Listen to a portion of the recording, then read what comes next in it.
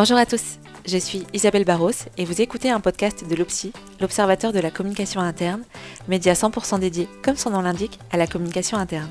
L'idée, échanger avec des professionnels, des experts, des chercheurs sur des sujets, des thématiques qui intéressent les professionnels de la communication interne, mais aussi donner la parole à celles et ceux qui la pratiquent au quotidien. Et pour cet épisode consacré à un retour d'expérience sur une prise de poste en tant que responsable communication interne, j'ai le plaisir d'échanger avec Anne Paliès, ancienne responsable communication interne de La Monnaie et aujourd'hui consultante en communication et marketing. Bonne écoute. Bonjour Anne. Bonjour Isabelle. Anne, merci beaucoup d'être avec nous pour cet épisode consacré à un retour d'expérience sur votre prise de poste en communication interne. C'est un retour d'expérience que vous avez déjà en partie livré dans un article publié sur le site de l'APSI, l'association belge de communication interne, et j'en profite pour dire que le lien de l'article sera disponible dans la synthèse de l'épisode. Alors peut-être qu'avant d'entrer dans le détail de votre prise de fonction, est-ce que vous pouvez nous dire quelques mots sur le contexte du poste en lui-même et sur l'organisation que vous avez intégrée ? Oui, tout à fait. Donc sur le poste, c'était un poste assez récent qui avait été créé à peu près 1 année et demie avant que j'arrive. Une personne l'avait occupé pendant 1 an, elle avait mis en place déjà quelques outils, mais c'était quand même très récent dans l'organisation. Et par ailleurs, moi, j'étais toute nouvelle dans ce métier, puisque je n'avais pas fait de communication interne avant. J'étais aussi nouvelle en Belgique, donc je ne connaissais pas très bien ce pays. Et j'étais aussi nouvelle dans le secteur, puisque je ne connaissais pas nécessairement le secteur culturel belge ou le secteur de l'opéra. Donc c'était vraiment un contexte, disons, page blanche par rapport au poste et par rapport à mon profil. Après, sur l'organisation en tant que telle, donc La Monnaie, c'est une maison d'opéra qui est une maison d'opéra fédérale en Belgique, donc qui est financée par l'État belge, ce qui veut dire notamment que c'est bilingue, donc tout ce qu'on fait est en français et en néerlandais. En termes de population, on a 380 fixes à peu près, et il y a 200 à 300 supplémentaires qui viennent travailler, donc soit sur une saison, soit sur une production. Et on a une énorme variété de métiers. Donc on a 180 métiers, donc ça va du ferronnier au violoncelliste, aux responsables RH, aux communicants, etc. Il y a vraiment une très, très grande variété de métiers. Il y a 37 nationalités. Il y a des niveaux, du coup, d'éducation aussi très, très différents. Et alors, on a un avantage qui est aussi une complexité. C'est-à-dire qu'on a l'avantage, contrairement à d'autres maisons d'opéra, d'être centralisé. Donc, on a le théâtre. Et en face du théâtre, on a l'administration et les ateliers, avec même un tunnel qui relie les deux. Donc, on est vraiment presque comme un seul bâtiment. D'accord. Mais en fait, ce sont 3-4 bâtiments qui ont été collés entre eux. Ce qui fait que, par exemple, selon l'ascenseur que vous prenez, pour aller dans mon bureau, vous devez aller au 2e ou au 3e. Selon par où vous rentrez dans le bâtiment. D'accord. Parce que c'est des bâtiments qui ont été collés entre eux. Donc, c'est assez compliqué, en fait, comme espace. Donc, c'est un seul endroit, ça c'est pratique, mais l'espace lui-même est compliqué. Et du coup, alors donc beaucoup de nouveautés pour vous, comme vous le disiez, puisque c'est une page blanche complète. Déjà qu'une prise de poste, c'est pas facile, mais encore plus si on se met dans votre position. Et du coup, on ne sait pas forcément dans quelle heure prendre les choses, dans quelle direction aller. Par quoi vous avez commencé en prenant vos fonctions de responsable communication interne ? Alors, j'ai vraiment fait la logique de la page blanche, c'est-à-dire, je me dis bon, ok, je ne sais rien, donc je vais pas essayer d'appliquer quelques recettes que ce soit, puisque je ne sais pas. Et donc, mon point de départ a été de dire, je vais poser le maximum de questions, surtout sur les attentes par rapport à mon poste, la culture d'entreprise, l'organisation, les fonctionnements, les bureaux, tout. Et puis, je vais me déplacer. Donc, j'ai beaucoup marché et je suis allée toquer à peu près toutes les portes que j'ai pu trouver. Donc, c'était vraiment cette approche-là d'ouverture totale par rapport à l'organisation et à ce qu'on pouvait me raconter. Surtout que si j'ai bien compris, c'était assez facile de se perdre dans les méandres de l'opéra et de La Monnaie. Et tout à fait. Et je me suis d'ailleurs perdue. Alors d'abord, on m'a tout de suite dit, prends un portable avec toi, ne pars jamais sans un téléphone.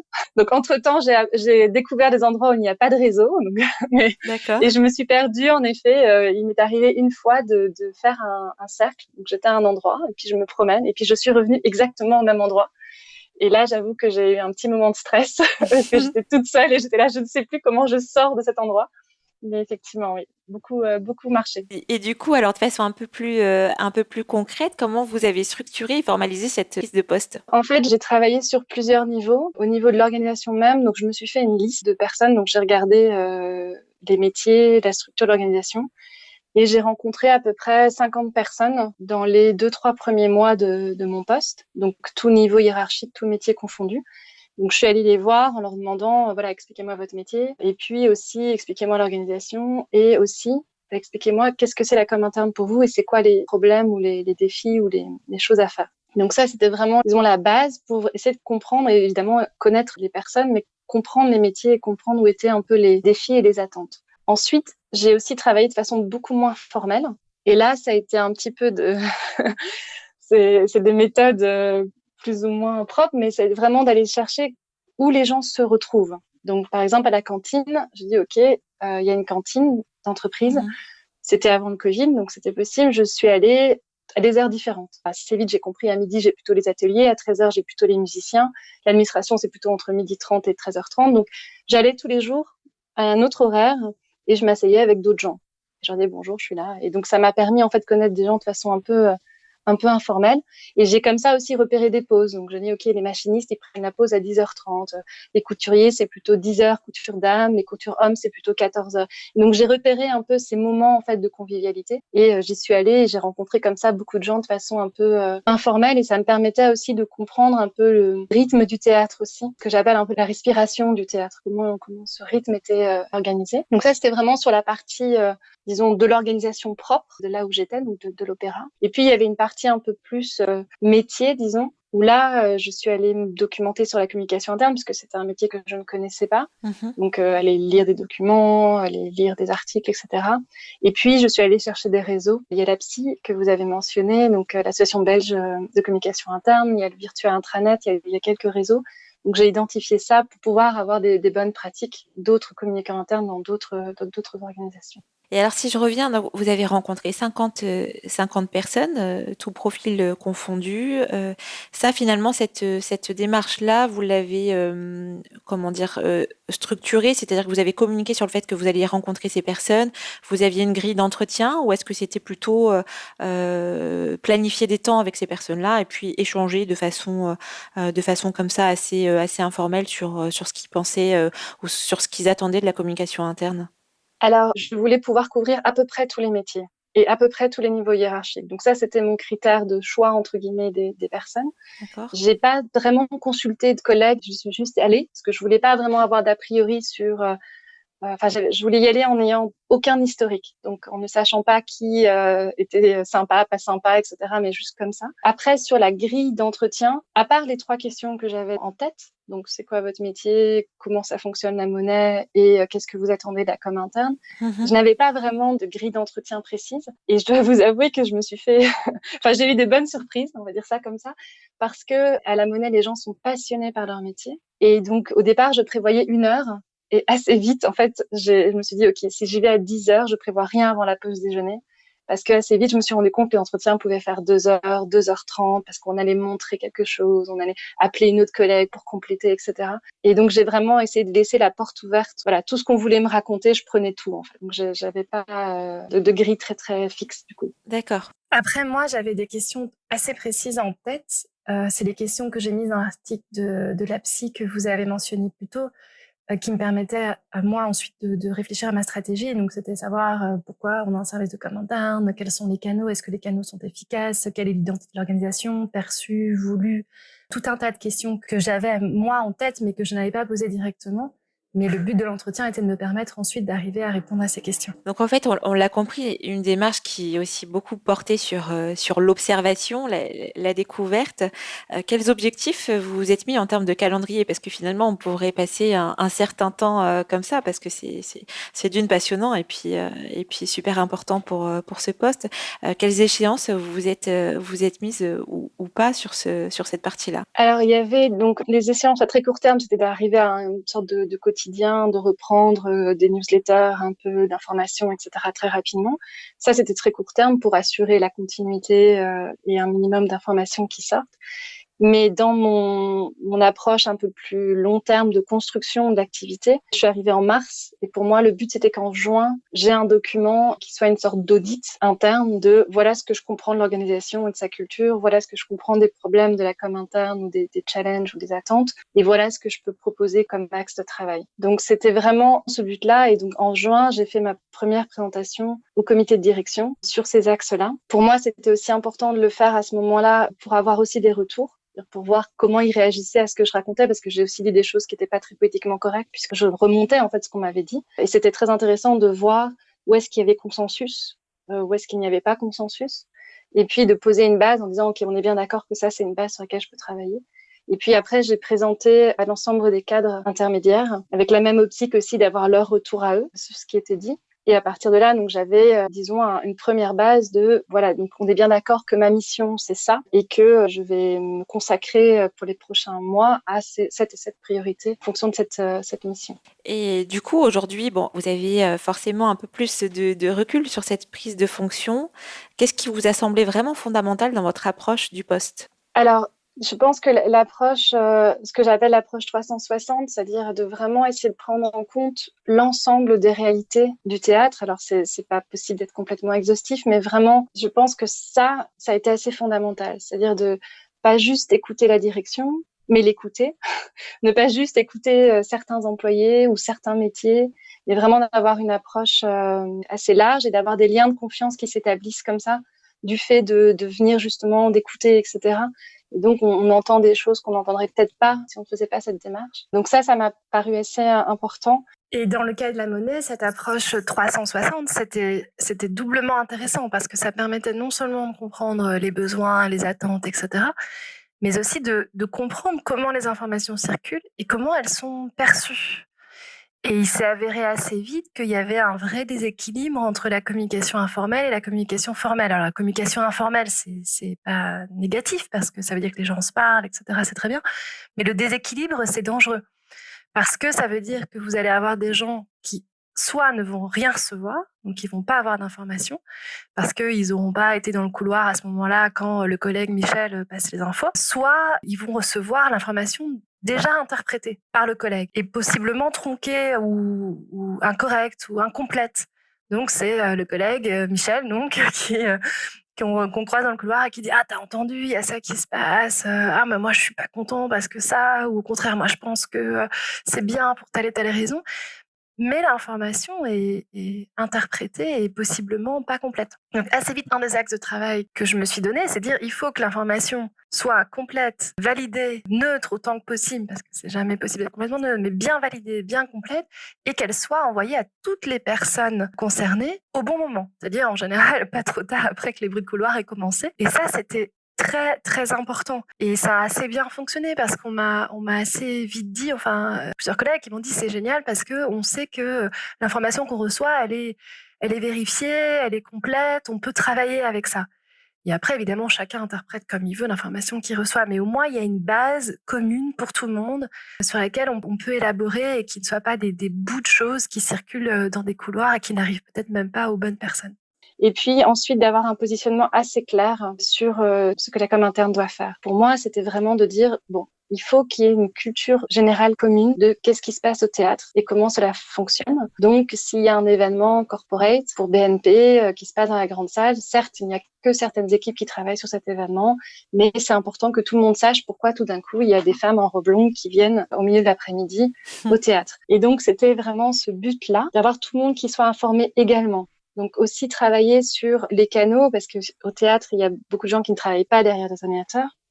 Ouais. Donc c'était aussi de dire comment je peux faire pour qu'il n'y ait pas que des gens derrière des ordinateurs qui aient l'information, parce que le canal principal, c'est la newsletter. Donc c'était mettre en place des écrans, faire en sorte que les gens aient des adresses email, qu'ils puissent consulter sur leur mobile, etc. Donc on avait vraiment cette partie-là. Et puis la dernière chose qui était fondamentale, c'est que c'était impossible pour une personne de suivre tout. C'est impossible pour moi, en étant toute seule, en fait, de savoir tout ce qui se passe dans le théâtre. Il se passe énormément de choses au même moment. Et donc c'était d'aller chercher des relais d'information, des gens qui allaient me remonter des informations que je n'avais pas. Donc typiquement le responsable d'atelier décor, à qui j'ai demandé, et à d'autres, de appelez-moi quand il se passe quelque chose dans l'atelier décor, parce que c'est possible que ce jour-là, je ne puisse pas aller voir ce qui se passe. Donc ça a été assez important.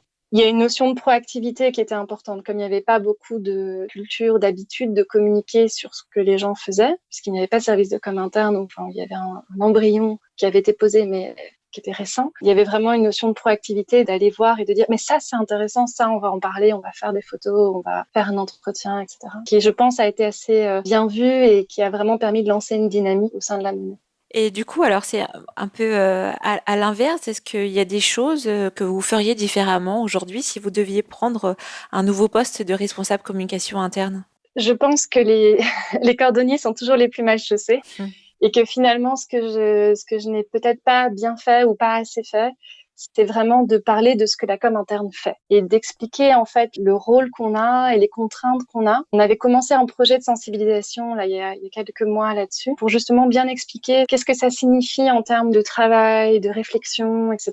de produire des contenus de com interne et de produire des stratégies de com interne. Et ça, je pense que je l'aurais fait plus tôt. Voilà, si je devais changer quelque chose, je pense que ça, j'aurais fait plus tôt, de parler de notre métier aussi plus tôt pour qu'on comprenne bien. Et est-ce que il y a des difficultés particulières auxquelles vous avez pu être confrontés dans cette prise de fonction? Alors, il y avait une grande différence par rapport aux entreprises dans lesquelles j'avais travaillé auparavant. C'était qu'il n'y avait pas vraiment une culture de communication dans le sens où les gens ne parlaient pas vraiment de ce qu'ils faisaient.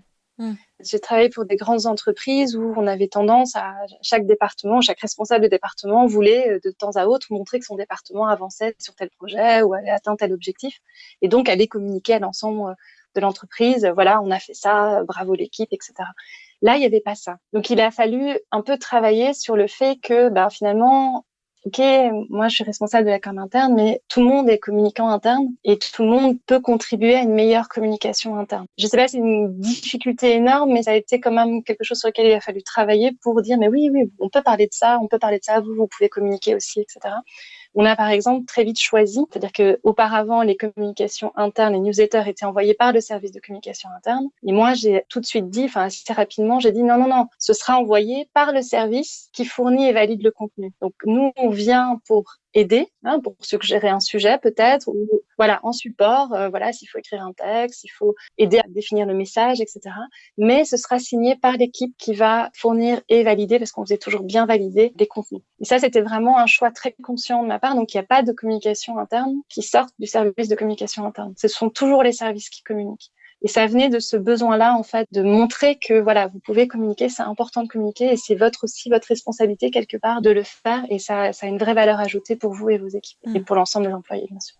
Après, le fait de mettre en valeur les métiers, ça permettait aussi de répondre à un autre besoin, qui est que pour faire un opéra, qui est quand même quelque chose d'extrêmement complexe et d'assez magnifique en réalité, vous avez besoin de tous ces 180 métiers différents dont je parlais au début de cet entretien, et qui doivent chacun être très très bon dans ce qu'il fait. C'est-à-dire que le cordonnier doit faire des chaussures impeccables, à la bonne taille, selon le désir de l'équipe artistique, mais en respectant le confort des solistes, par exemple, ou des choristes. Et il doit se concentrer là-dessus. Et le musicien se concentre sur travailler avec le chef, sur l'interprétation musicale, etc.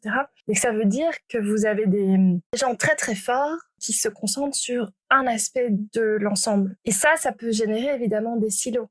Surtout si vous rajoutez la complexité des bâtiments, où c'est pas évident de se promener de la scène aux ateliers, à l'administration, etc. parce que c'est grand, c'est un peu tordu, c'est pas spontanément, on va pas faire ça chaque jour non plus. Vous pouvez avoir des silos et du coup des incompréhensions ou des ignorances, si on veut, de ce que fait l'autre et de la réalité du métier et de sa complexité. Donc le fait de faire parler les équipes sur ce qu'elles font, que ce soit les projets, que ce soit leur métier, en général c'est un peu une combinaison des deux, ça permettait aussi d'expliquer, voilà, l'équipe du son, c'est ça leur métier et c'est ça leurs contraintes et c'est comme ça qu'ils travaillent. Et donc ça permettait un peu de désiloter tout ça, de donner une impression un peu générale. Après, à la Monnaie, il y avait cette particularité sur laquelle la Monnaie travaille déjà depuis longtemps et continue à travailler, c'est que vous avez une adhésion très forte au projet artistique, parce qu'évidemment, on est fier quand on est à la Monnaie de voir le résultat sur scène, même si on n'est pas directement dans la production, c'est quand même de se dire qu'on a contribué à ça, c'est quand même assez superbe, surtout que la Monnaie, c'est une maison de création, donc ce sont souvent des nouvelles productions, donc c'est quand même quelque chose d'assez magique à voir se réaliser et voir le public voir ça, c'est quand même assez magique. Donc vous avez une adhésion forte à ce projet artistique de création. Souvent, les gens sont fiers de leur métier, fiers d'être accessoristes ou musiciens ou couturiers, etc. Mais il n'y a pas forcément, ou plutôt il n'y avait pas forcément, parce que les choses évoluent évidemment, une adhésion à l'organisation en tant que telle. Et il y a tout un travail qui est fait actuellement pour développer une identité institutionnelle et organisationnelle, donc qui soit à la fois une adhésion à l'institution, à sa stratégie en tant qu'institution, et de façon interpersonnelle, de connaître les autres métiers, connaître les collègues, etc. Ça, c'est un peu une difficulté quand on a un communicant interne, parce que ça veut dire que le cadre est pas complètement posé au niveau institutionnel. mais c'est une réalité qui évolue et sur laquelle l'institution travaille.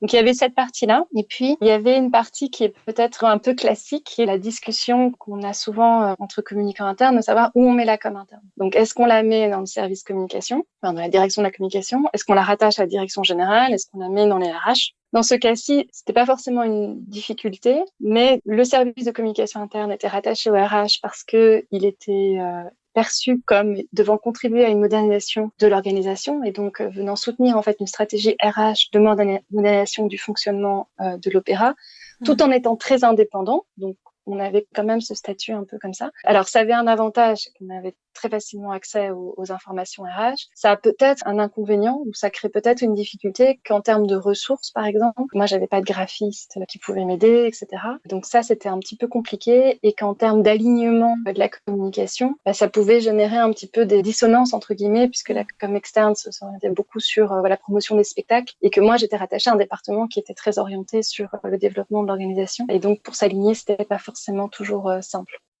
Finalement, des difficultés qui sont assez en lien avec les spécificités en fait de l'organisation par rapport à la communication interne, que ce soit en termes de culture, on est tous communicants ou pas, et en termes de positionnement par rapport au rattachement hiérarchique. Oui. Je pense que la com interne, c'est souvent ça. On n'a jamais deux fois les mêmes problématiques. Tout dépend de l'organisation dans laquelle on est. Effectivement, c'est toute la difficulté du poste et en tout cas, dans une prise de fonction, c'est peut-être d'autant plus marqué.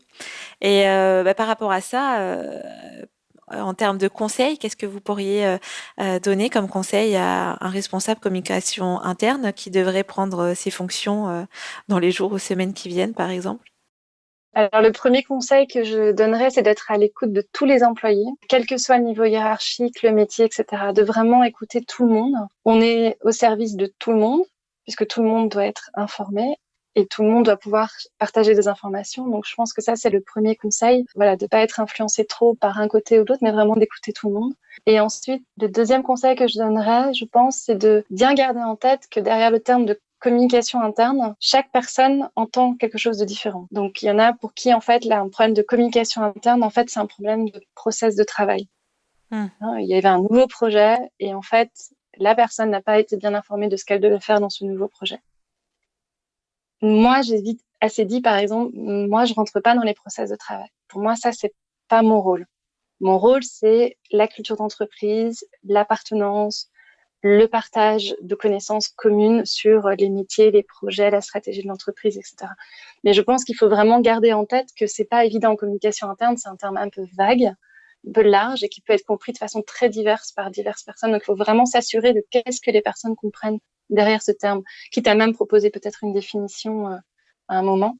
Et la confusion est d'autant plus grande que, par exemple, dans le cas de la monnaie, donc moi je disais, je m'occupe pas des processus de travail, je m'occupe pas de changer les processus de travail. Par contre, je m'occupe bien sûr de soutenir la communication autour des processus de travail pour que ce soit clair, pour que s'il y a un changement, le changement soit compréhensible, si possible accepté. Donc il y a une nuance qui est pas forcément évidente et qui, quand on vient en rôle de conseil auprès d'une équipe, par exemple, où forcément on va poser des questions qui vont questionner, par exemple, un processus de travail, parce qu'on essaye de comprendre pour pouvoir l'expliquer, et donc qui peuvent amener l'équipe à réfléchir en disant ah tiens mais peut-être qu'on devrait faire un peu différemment. Mais c'est vrai c'est compliqué il faut arriver à tenir la nuance entre nous, on est un acteur du changement dans le sens où on essaye de créer, enfin, ou de contribuer plutôt, parce qu'on n'est pas tout seul, de contribuer à la culture d'entreprise et on vient soutenir des changements prévus par l'entreprise, donc que ce soit au niveau de la stratégie de l'organisation, que ce soit au niveau des RH dans mon cas, que ce soit au niveau d'un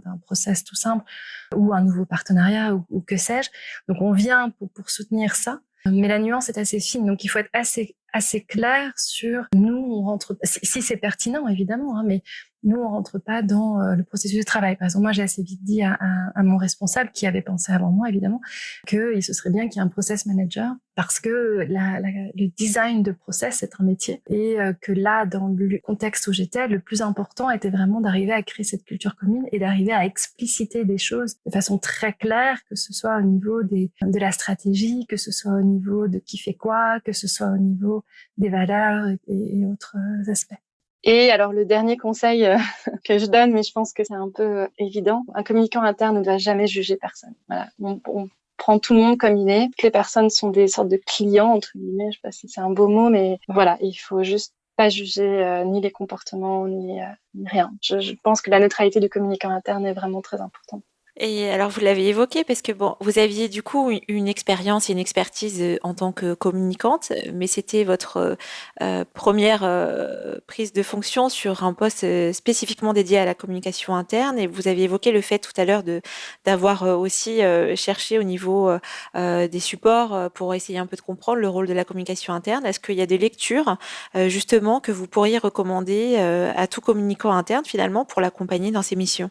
Alors, il y a un livre de base que j'ai trouvé vraiment très, très bien pour commencer, qui s'appelle La communication interne, donc qui porte bien son nom, Oui. qui est un livre d'Éric Cobu et Christine Donjean, et qui est un très bon livre sur toutes les bases, sur les acteurs auxquels il faut faire attention. Il y a les syndicats, il y a tout un tas d'acteurs internes, mais aussi sur les outils, sur comment établir sa stratégie, son plan d'action. Donc ça, vraiment, c'est un livre que je recommanderais très fortement. Moi, j'avais lu aussi, juste après ça, un autre livre que je trouvais très intéressant, mais pour un point de vue complètement différent, qui s'appelait Les employés d'abord, les clients ensuite, et que je trouvais intéressant plus d'un point de vue business. Ça donne pas tant d'outils sur la com interne, sur le métier, mais plus de l'approche de dire, voilà, il y a une symétrie des attentions qui doit être mise en place entre les publics externes, donc les clients par exemple, et les publics internes. Et il faut un équilibre entre les deux. Et ça, je trouvais c'est un livre assez intéressant sur cette approche-là, de partir de l'interne pour être plus fort ensuite en externe et d'avoir un bon équilibre entre les deux. Souvent, la com interne est un peu mise de côté et ça affecte en fait l'ensemble de la performance de l'organisation et du bien-être des collaborateurs. Et d'ailleurs, l'ouvrage Les employés d'abord, les clients ensuite, effectivement, c'est aussi un ouvrage qui a été recommandé dans un autre épisode avec Fabienne Ravassar au titre de l'innovation participative par le prisme de la communication interne. Donc voilà, donc je pense que c'est un livre qui mérite le détour à plus d'un titre. Après, ce que je peux recommander, qui n'est pas un livre, mais c'est une formation qui est proposée par l'AFSI, l'Association française de communication interne, et dont la formatrice est Florence Garrigue. Enfin, je pense que c'est toujours le cas. Et donc, ça s'appelle Les fondamentaux de la communication interne. Et ça donne de très bonnes bases. Et surtout, ça permet de se poser des bonnes questions, en fait. Et j'ai trouvé qu'à la fois le contenu de la formation, la formatrice et les échanges avec les autres participants étaient vraiment très enrichissants et permettaient à la fois de comprendre les enjeux de com interne de façon générale et de nouveau de se poser les bonnes questions pour son cas particulier à soi. Après, je pense qu'il faut aussi utiliser ses atouts. Donc, moi, d'une certaine manière, un de mes atouts, c'était que je n'avais pas d'a priori. Voilà, je projetais rien sur comment, à quoi. Enfin, j'avais pas d'a priori du tout sur ce que j'allais découvrir, etc. Ensuite, moi, je viens du marketing digital. Donc, j'avais quand même développé une approche avant sur un peu user-centric, sur mes utilisateurs, sur l'expérience utilisateur notamment sur laquelle j'avais travaillé. Et donc, j'avais un peu ce souci de partir de mes utilisateurs. Donc, ce qui, je pense, c'était dans ce cas-ci assez pertinent, en fait, de comprendre à qui s'adressait le message. Et donc, par exemple, assez vite de segmenter, de dire, voilà, la communauté de travail, elle est composée de quel type de groupe, hein. Il y a des cadres, il y a des bénévoles, il y a des temporaires, il y a des fixes. Il y a aussi d'autres stakeholders qui sont peut-être les pouvoirs subsidiants, les mécènes, etc. Donc, qui sont pas directement l'interne, mais il faut quand même être un peu conscient qu'ils sont là et que les messages doivent être cohérents. Donc voilà, j'ai utilisé cette compétence-là. Et puis moi, j'ai managé des équipes avant de prendre ce poste. Et donc, j'avais aussi mon expérience de management et des besoins que j'avais en tant que cadre intermédiaire, que j'avais identifié moi avant comme « si seulement on avait une bonne com interne, ça m'aiderait dans mon travail de cadre ». Et aussi des réflexions sur la motivation, l'engagement, d'un point de vue plutôt managérial. Alors, donc, j'ai utilisé un peu tout ça. Mais en fait, en réalité, ça veut juste dire utiliser votre personnalité pour réussir. En tout cas, merci beaucoup Anne, parce que c'est quelque chose, un retour d'expérience extrêmement précieux que vous nous avez livré. Sincèrement, merci, parce que je pense que au-delà d'aider quelqu'un dans une prise de poste, je pense que ça peut être aussi des conseils extrêmement précieux pour des personnes qui sont déjà en poste sur la communication interne. Donc, un grand merci à vous pour ce super retour d'expérience. Merci beaucoup. Merci à vous. Ce podcast est maintenant terminé. Merci beaucoup pour votre écoute. Le lien et la synthèse de l'épisode sont disponibles sur le site de l'OPSI, obs-ci.fr, rubrique podcast. Si vous souhaitez réagir à cet échange, proposer des sujets ou participer à un épisode, une adresse mail, contact@obs-ci.fr. À très bientôt.